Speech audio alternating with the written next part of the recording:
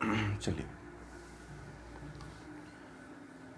आज हम लोग श्रीमद् भगवद गीता सत्र का प्रारंभ जो है 18वें श्लोक से करेंगे। 5वें अध्याय का 18वां श्लोक।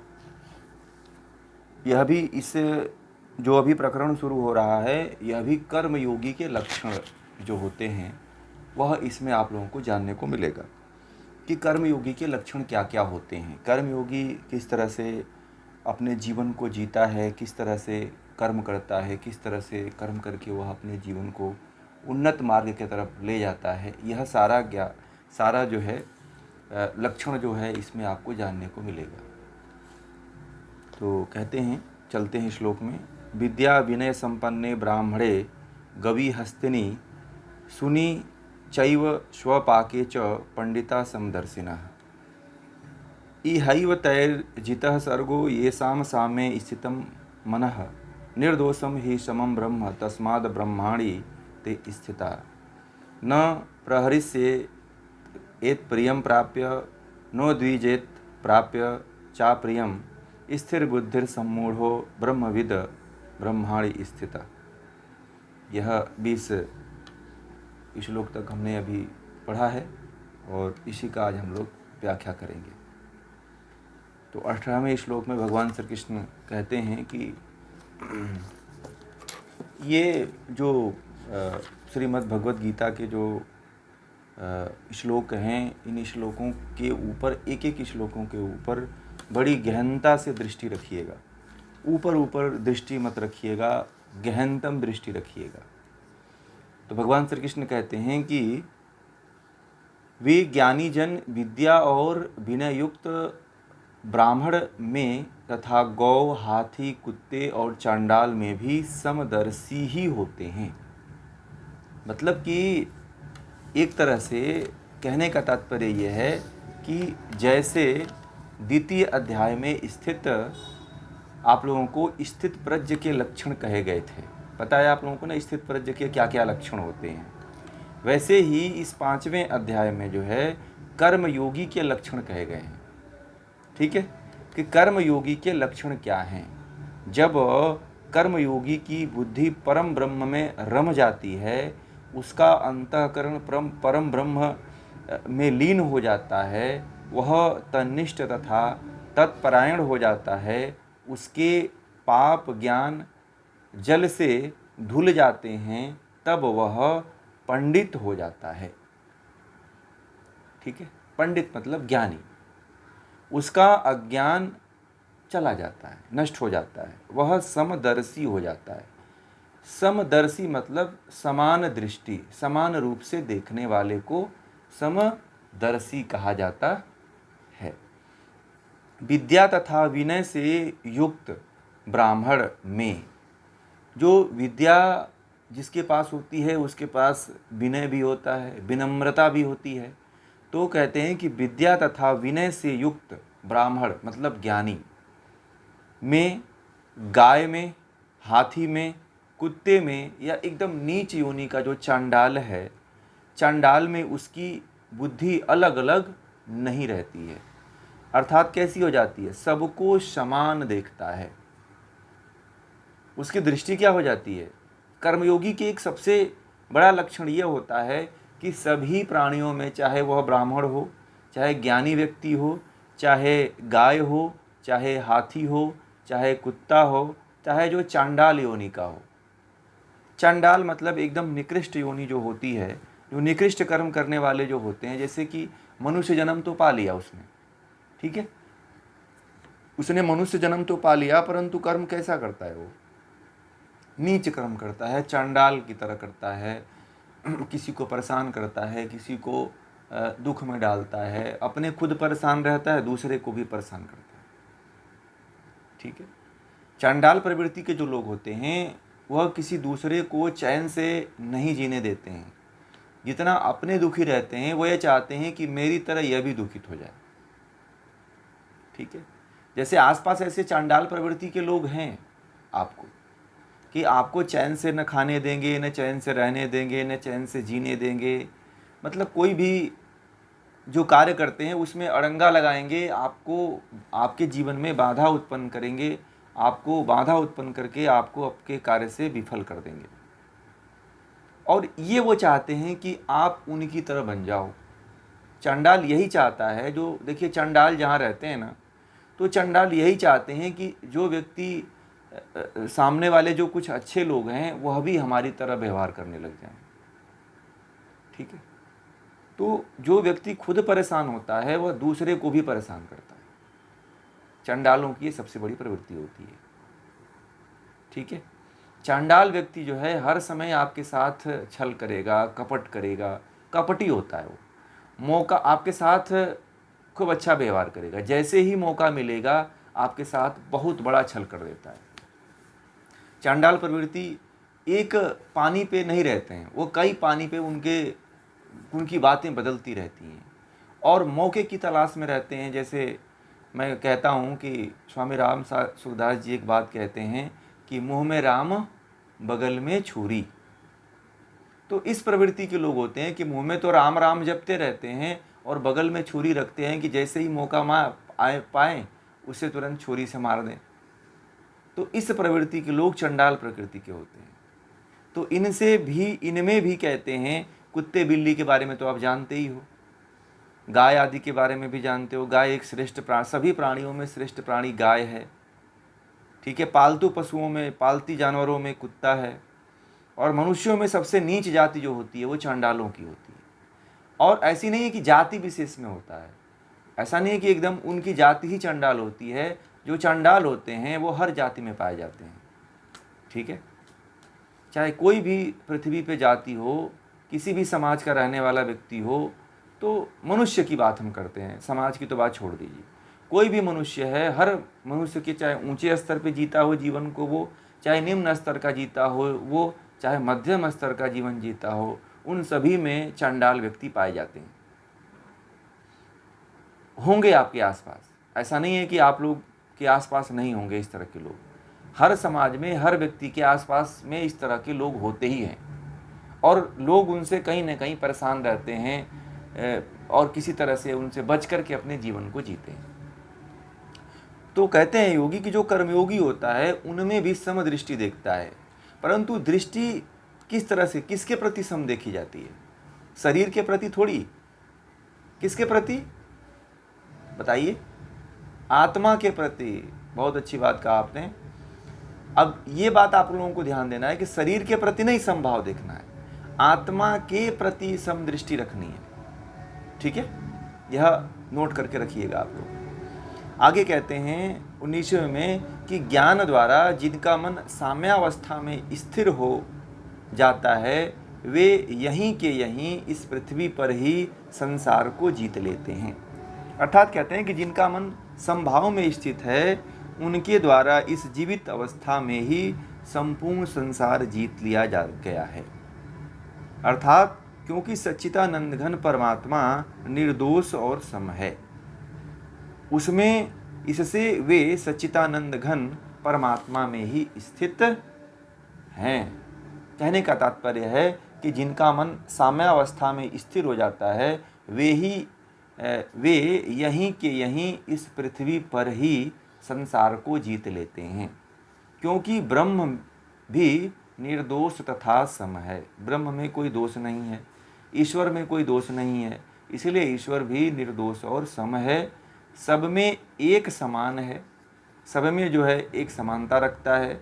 इसलिए ये साम्य बुद्धि वाले व्यक्ति ब्रह्म में स्थिर रहते हैं। तो जो कर्मयोगी का जो दूसरा लक्षण है, तो कहते हैं कि वह जो है उसकी बुद्धि साम्यावस्था में रहती है, और साम्यावस्था वाला जो व्यक्ति होता है वह ब्रह्म में स्थिर होता है। तो ब्रह्म में स्थिर होने के लिए, ईश्वर में स्थिर होने के लिए क्या होना चाहिए? जब तक आपके अंदर साम्यावस्था नहीं आती है तब तक ब्रह्म में नहीं स्थिर हो सकते हो। जिस व्यक्ति के अंदर ऊंच नीच वाला विचार रहता है, भगवान श्री कृष्ण बहुत ओपन करके बताते हैं। अब जो गीता को सही तरीके से नहीं पढ़ा वह आध्यात्मिक हो ही नहीं सकता है, और समझाने वाले लोग भी इस तरह के नहीं हैं कि लोगों को समझाएं। गीता ये कहती है कि यदि आपके अंदर ऊंच नीच का भाव है चाहे प्राणी के प्रति, चाहे मनुष्यों के प्रति, चाहे किसी भी जीव के प्रति साम्यावस्था नहीं है, समान अवस्था नहीं रखते हैं, तो आप ब्रह्म को प्राप्त नहीं कर सकते हो। आपकी बुद्धि ब्रह्म के स्तर वाली बनेगी ही नहीं। ठीक है, जैसे कि आप लोग क्या करते हो, जैसे एक परिवार है, तो एक परिवार में एक माँ बाप के 4 संतानें हैं, तो देखिएगा वहाँ पे माता पिता भी साम्यावस्था की भावना नहीं रखते हैं, गड़बड़ वहाँ पे भी कर देते हैं। देखा ये गया है कि जिनके 4 बच्चे हैं तो एक बच्चे को बड़ा मानते हैं, 3 बच्चों को नहीं मानते हैं। एक बच्चे के परिवार के बहू के लिए, बेटे के लिए सब कुछ करते हैं और 3 बच्चों के लिए कुछ नहीं करते हैं। एक परिवार के बच्चे के नाती पोतों पर बहुत ध्यान देते हैं और 3 परिवार के जो बच्चे होते हैं उन पर एकदम नहीं ध्यान देते हैं। तो यदि इस तरह की भावना यदि परिवार में रहती है, समाज में रहती है, तो आप कभी भी ब्रह्म को उपलब्ध नहीं हो पाओगे। यह हमारे अंदर बहुत बड़ी कुटिलता है, बहुत बड़ी कमी है। भगवान ईश्वर को प्राप्त करने के लिए, ब्रह्म को प्राप्त करने के लिए यह परिवार से खत्म करिए, परिवार से लेकर के समाज में, समाज से लेकर के पूरे ब्रह्मांड में यही दृष्टि अपनाइए, समता की दृष्टि, साम्य अवस्था की दृष्टि। कितने लोग हैं जो साम्य अवस्था की दृष्टि को अपना लेते हैं? आज का प्रयोग ये लिखिए कि आज का प्रयोग यही है कि हमें संसार में, परिवार में, समाज में और राष्ट्र में और संपूर्ण विश्व में समता की भावना रखनी है, साम्यावस्था की भावना रखनी है। यदि हम अपने आप में भी अपने ऊंच नीच की भावना नहीं रखनी है, कि मैं, चाहे जाति को लेकर के ऊंच नीच की भावना मत रखिए, चाहे छोटे बड़े को लेकर के ऊंच नीच की भावना मत रखिए, रिश्ते में बड़े छोटे को लेकर के ऊंच नीच की भावना मत रखिए। यही अहंकार को नष्ट करने का सबसे बड़ा मूल मंत्र है। यदि इस मेरी बात को जो पकड़ लेता है, वह कर्मयोग यदि वह करता है तो ब्रह्म का प्यारा हो जाता है। ईश्वर उसे बहुत जल्दी एक्सेप्ट करता है। ईश्वर के जो नज़दीक जाने वाले मंत्र हैं उनसे हम बड़े दूर हैं। ठीक है, जिससे हमारी ईश्वर की नज़दीकियां बनेगी, वह कर्म तो हम करते ही नहीं हैं। बात को समझ रहे हैं? जिन कर्मों को करने से हम ईश्वर के बहुत नज़दीक हो जाएंगे, वह कर्म करते नहीं हैं, और वह कर्म करते हैं जिससे हम संसार के नज़दीक रहें, वह कर्म ज़्यादा करते हैं। ठीक है, तो हमें क्या करना चाहिए?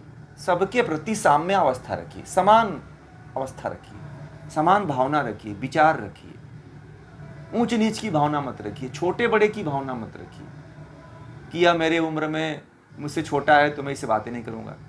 यह अहंकार की भावना है। ठीक है, कोई आपसे दीन है, दुखी है, असहाय, वो आपसे बोलना चाहता है तो आप मुंह मत फेरिए। आप यह साम्य अवस्था, यदि भगवान देखिए, ईश्वर को देखिए कि ईश्वर जो है सबको समान दृष्टि से देखता है कि नहीं देखता है? देखता है कि नहीं देखता है? तो हम ब्रह्म की चर्या कहते हैं, ब्रह्मचर्य ब्रह्मचर्य कहते हैं, परंतु ब्रह्म की चर्या तो यह है ना, ब्रह्म की चर्या ये कि किसी को सबको जो है समान दृष्टि से देखो आप। तो कौन यहाँ पे देखता है भाई? मैं तो नहीं देखता हूँ कि कोई देखता है। मैं तो यहाँ तक देखा है कि अगर 2 बच्चे हैं तो 2 बच्चों में माँ बाप भेद करने लगते हैं। लड़का लड़की है तो उसमें भी भेद करने लगते हैं। मैं बड़ा इन सब चीज़ों को देख करके कहता हूँ कि ये लोग कहाँ जा रहे हैं। मुझे एक परिवार के एक बड़े दोनों लड़कों ने कहा कि मेरी माँ मेरे परिवार को मानती नहीं है, मेरे पिताजी भी मेरे परिवार को ख्याल नहीं रखते हैं, मेरे बच्चों का ध्यान नहीं देते हैं, और दूसरी तरफ दूसरे भाई के बच्चों का बड़ा ख्याल रखते हैं।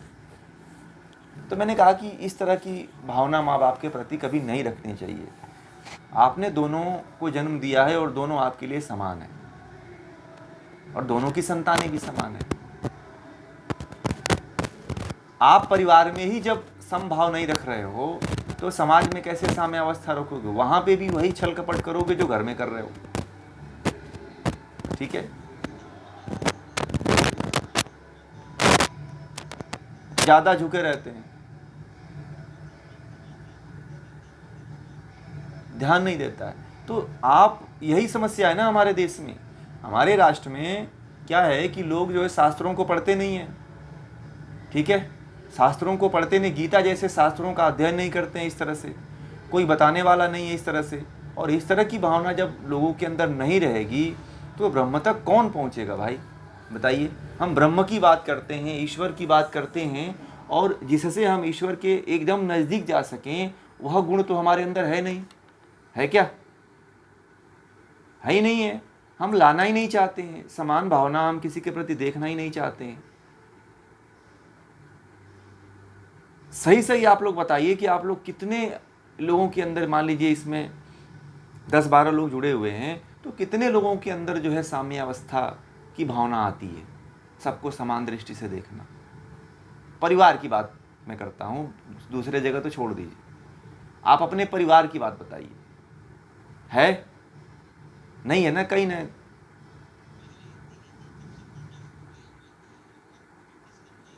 आती है ना। अब जैसे खाने पीने में भी मैं देखा हूँ कि खाने पीने में भी माँ बाप गड़बड़ी कर देते हैं, खाने पीने में भी माँ बाप गड़बड़ी करते हैं। लड़का है तो उसे दूध देते हैं, लड़की है तो उसे दूध नहीं देते हैं, ठीक है। इतनी बड़ा फॉल्ट करते हैं और कहते हैं कि लड़की है तो इसे अच्छे स्कूल में मत डालो, इसको सरकारी स्कूल में डाल दो, और लड़का है तो इसे सबसे महंगे स्कूल में डालो, और लड़का ही लात मारता है। जो महंगे पढ़ाए हैं ना, जो लोग खूब जिस पे ऊपर खर्च करते हैं वही लात मारता है। अंत में उनके मरने की स्थिति में लड़की काम आती है। आप लोग तो अनुभूत होंगे, पता होगा आप लोगों को, जानते भी होंगे, देख भी रहे होंगे। तो इतना बड़ा भेद परिवार में ही देखने को मिलता है।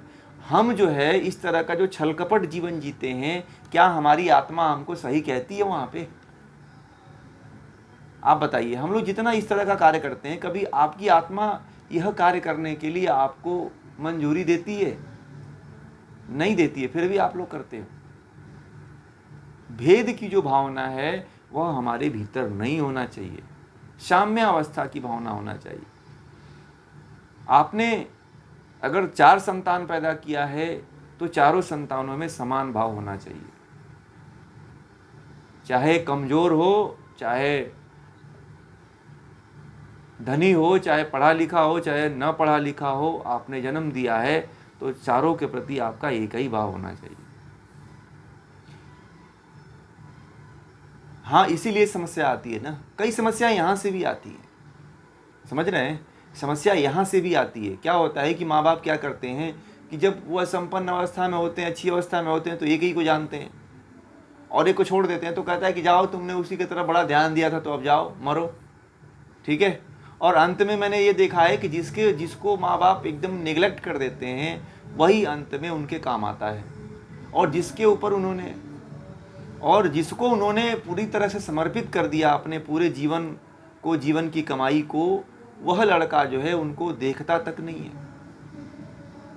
वह लड़का उनके प्रति सच्चा व्यवहार भी नहीं करता है, वह उनके प्रति आंखें तक नहीं। मैं एक घटना बताऊं, एक व्यक्ति के साथ मेरे जानने में एक हैं, तो उनकी 4 संतानें थी, ठीक है, 4 संतानें थी, और उनकी माँ को जो है पैरालाइज हो, लकवा मार दिया, ठीक है।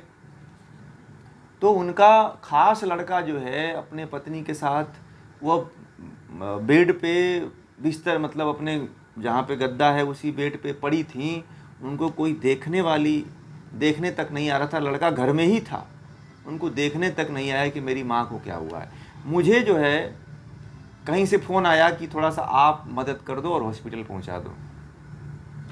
मैं जो है अपने एक दोस्तों के साथ कुछ साथियों को लेके गया। मैंने कहा कि देखो, इस तो पैरालाइज हो चुके हैं, इनको जो है पकड़ के लेके चलना पड़ेगा गाड़ी से, बाइक से उनको ले जा करके हम लोग हॉस्पिटल में मतलब दाखिला किए। जो उनका लड़का था, जिसको ये ज़्यादा ध्यान नहीं देते थे, वह लड़का हमें फ़ोन किया कि थोड़ा सा आप केयर देख लेना, क्योंकि एक हमारा भाई है, वो मेरी माँ जो है उसको पैरालाइज हो गई, उसको कोई देखने वाला नहीं है।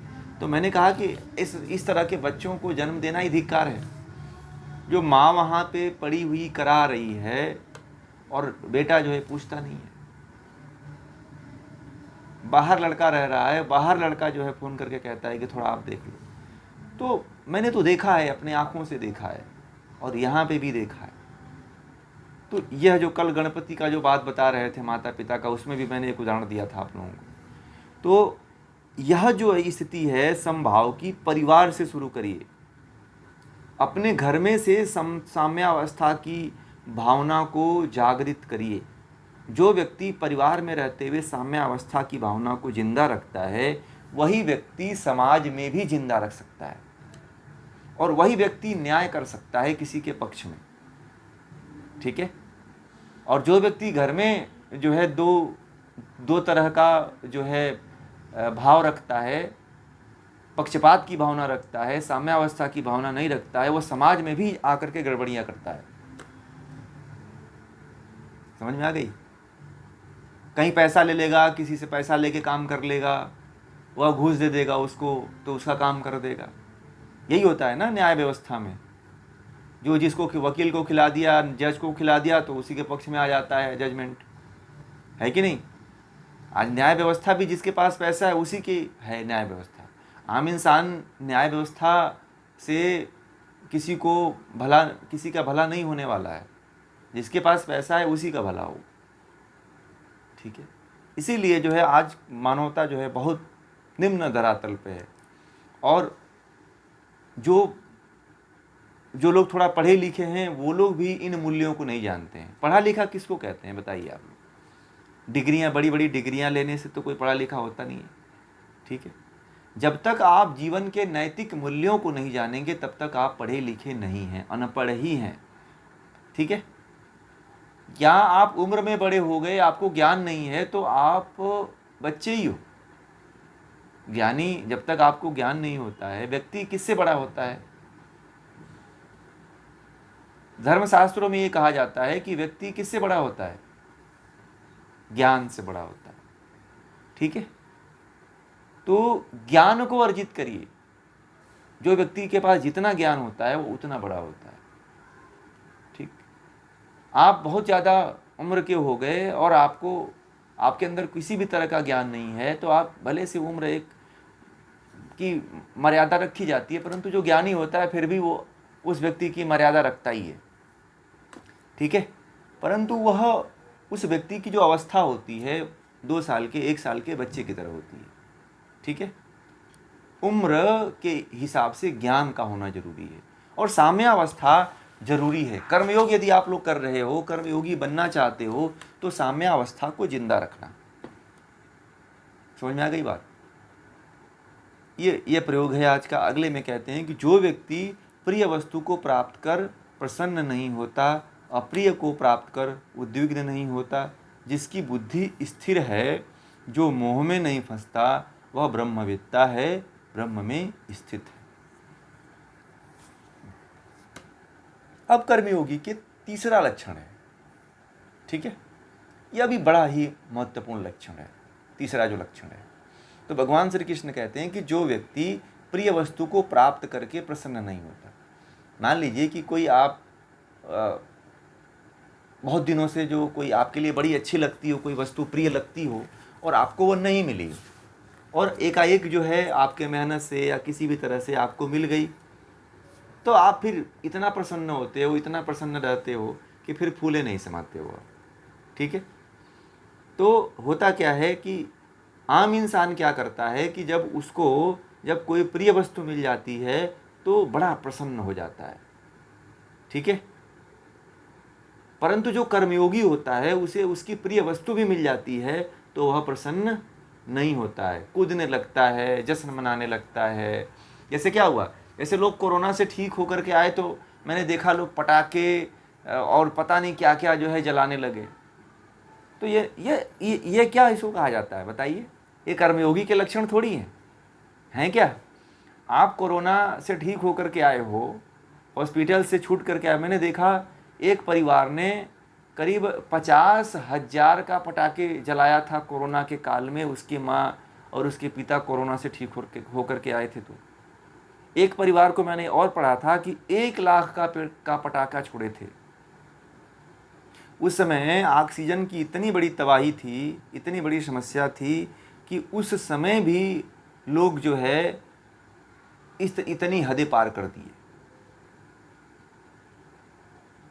तो यह उच्च श्रृंखल लोग हैं। तो कहते हैं भगवान श्री कृष्ण कि इस तरह का व्यवहार हमें नहीं करना चाहिए, और कर्मयोगी तो खास तरह से नहीं करता है।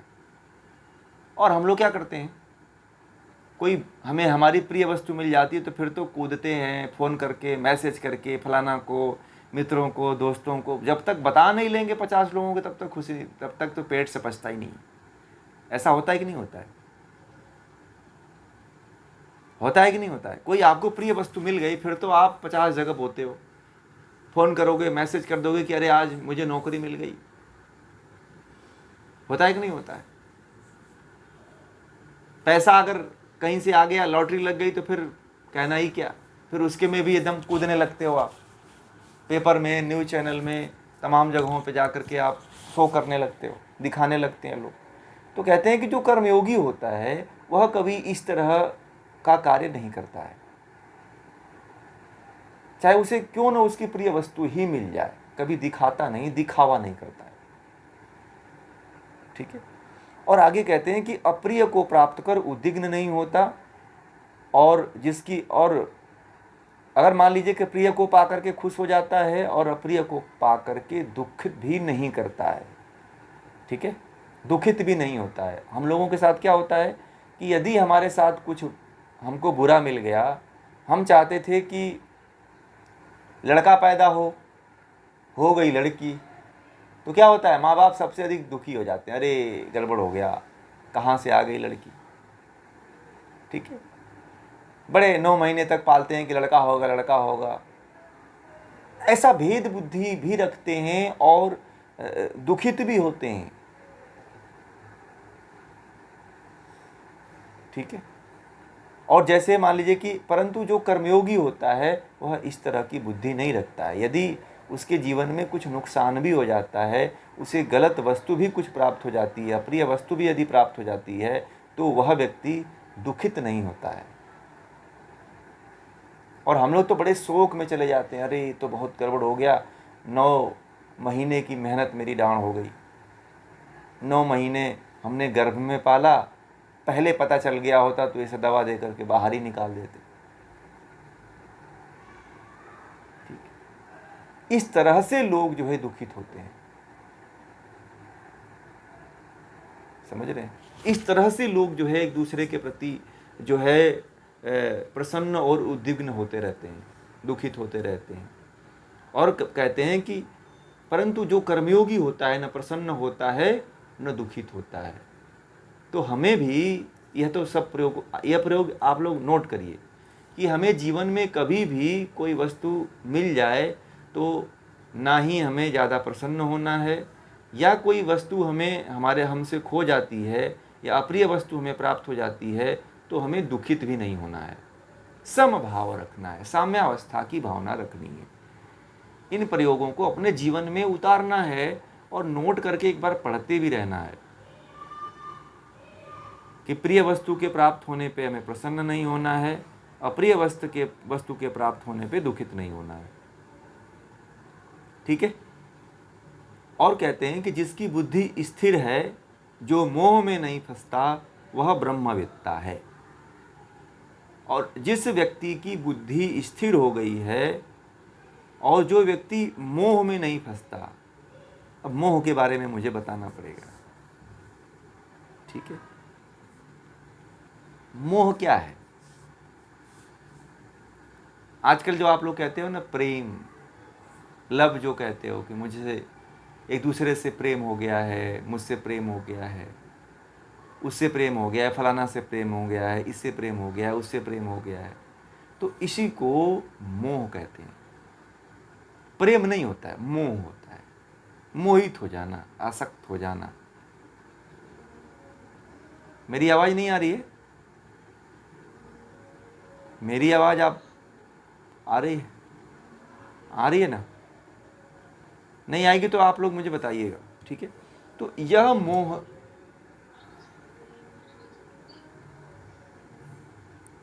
आवाज़ टूट रही है? अच्छा ठीक, आप लोग वीडियो ऑन कर लीजिए। ठीक है। तो मोह जो होता है वह व्यक्ति किसी वस्तु कोई व्यक्ति है, कोई वस्तु है, जब उसको प्राप्त करने की कोशिश करता है स्वार्थ की पूर्ति के लिए, तो वहीं पे मोह खड़ा होता है। ठीक है, जिस वस्तु में, जिस व्यक्ति को प्राप्त करने में कोई स्वार्थ निहित हो, उसको मोह कहते हैं, प्रेम नहीं होता है। तो मोह से क्या होता है कि जो योगी होता है वह मोह में नहीं फंसता है। और दूसरा, ब्रह्मवेत्ता, ब्रह्म को जानने वाला। और जो क्या होता है, वह ब्रह्म को जानने वाला होता है। किनका, किसी का माई कौन है, बंद कर लें। तो जो कर्म योगी होता है वह मोह से ग्रसित नहीं होता है, ब्रह्म को जानने वाला होता है